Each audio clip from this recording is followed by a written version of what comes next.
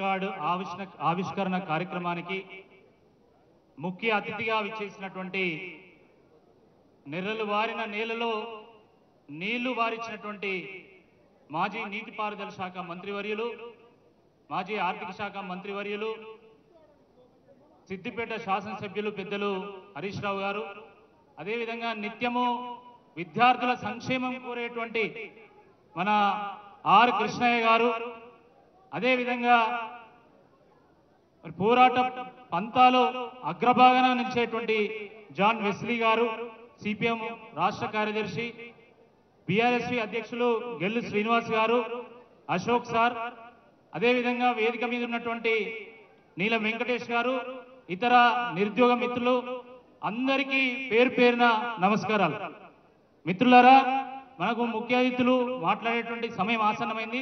దయచేసి ఆల్రెడీ తింటున్న వాళ్ళు తొందరగా తినేసి ముగించుకొని ఇక్కడికి రావాల్సిందిగా ఈ సందర్భంగా నేను విజ్ఞప్తి చేస్తున్నా. అందరికీ భోజనం ఉంది, ఎవ్వరు కూడా నిరాశ చెందాల్సినటువంటి అవసరం లేదు. దయచేసి కూర్చోండి, మన ముఖ్య అతిథులు మాట్లాడేంత వరకు. ఎందుకంటే మన కార్యక్రమం కాబట్టి మనందరం కూడా కూర్చొని వారి యొక్క మాటలు విని ఆ పోరాట స్ఫూర్తిని అందుకొని ముందుకెళ్దామని చెప్పి ఈ సందర్భంగా నేను గుర్తు చేస్తున్నా. మిత్రులారా, సహజంగానే మన ఊర్లో ఎవరైనా బాకీ ఎగ్గొట్టాలని చూసినప్పుడు లేదా ఇస్తామని చెప్పి ఇవ్వకుండా మోసం చేసినప్పుడు మనము వాళ్ళని నలుగుట్లకు గుంజుతాం. మన బొడ్రాయి కాడికి లేదా రచ్చబండ కాడికి నలుగురు పెద్ద మనుషులను కూడేసి వాళ్ళని పిలిపిస్తాం. అదే విధంగా మరి కాంగ్రెస్ ప్రభుత్వము అనేక హామీలు ఇచ్చి ఈరోజు ఆ హామీలు నెరవేర్చినటువంటి సందర్భంలో కాంగ్రెస్ పార్టీ యొక్క వాస్తవాన్ని నిగ్గుదేల్చడానికి ఈరోజు ఈ బాకీ కార్డు ఆవిష్కరణ కార్యక్రమము ఈ నిరుద్యోగ జేఏసీ పెట్టడం జరిగింది.